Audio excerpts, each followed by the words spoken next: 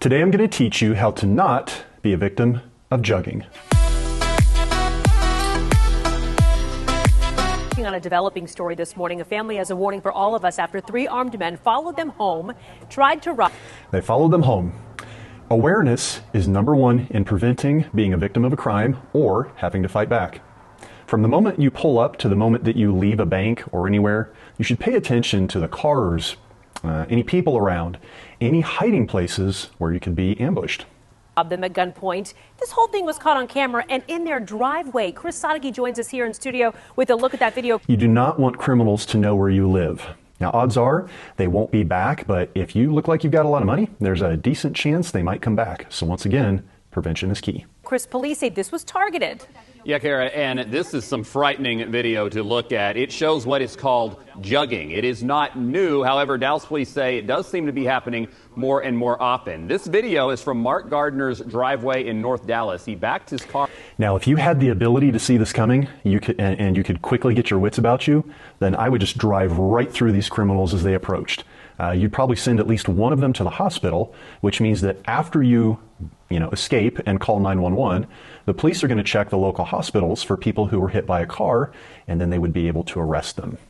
And then 3 armed men jump out of an SUV, run up, and start pointing their guns at him, even pounding on his window. Now, if you are a concealed carry handgun carrier, you should not try to draw and shoot from here. You're outnumbered. You have zero ability to get behind cover. And of course, in this case, there's a family member in the car who will likely get shot as well. So you can't get in a shootout here. Demanding he give up the cash he has on him. Jugging is when thieves hang out at banks or ATM machines, watch someone withdraw cash, then follow them looking for an opportunity to take that cash. In this case, they're playing. This is what you should do. Punch it. Tell the people in the car to duck down, and then you can duck your head and just smash that accelerator. I would highly suggest not opening the door and being compliant unless there was no other options, because the criminals might have other intentions aside from just the cash that you withdrew. And it did not work because Mark kept his doors locked and managed to escape. He kept his doors locked. Folks, make sure your family develops this habit. You can't just tell them once. Anything that you don't train will not become a habit. It should be habit that before you get out of your car, you do the following. Number 1, look around before you pull in and park.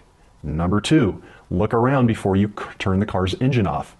Number 3, now you can take your seatbelt off. Number 4, now you can turn the car off.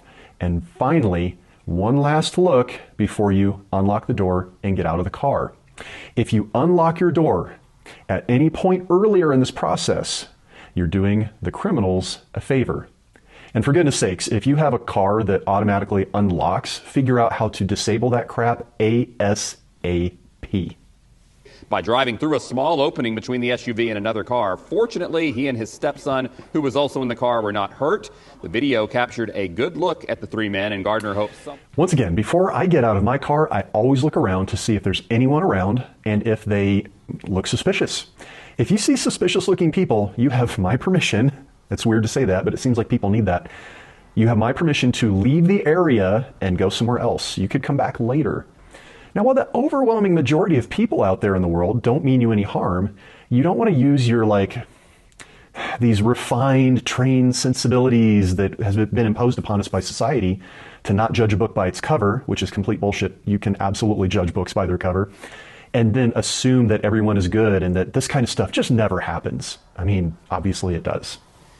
And jugging cases happen often enough that Austin police actually gave these tips to avoid becoming a victim. First of all, be aware of your surroundings. Try to keep an eye out. See if anybody might be following you out of the bank parking lot. Also, do not leave your cash in your car.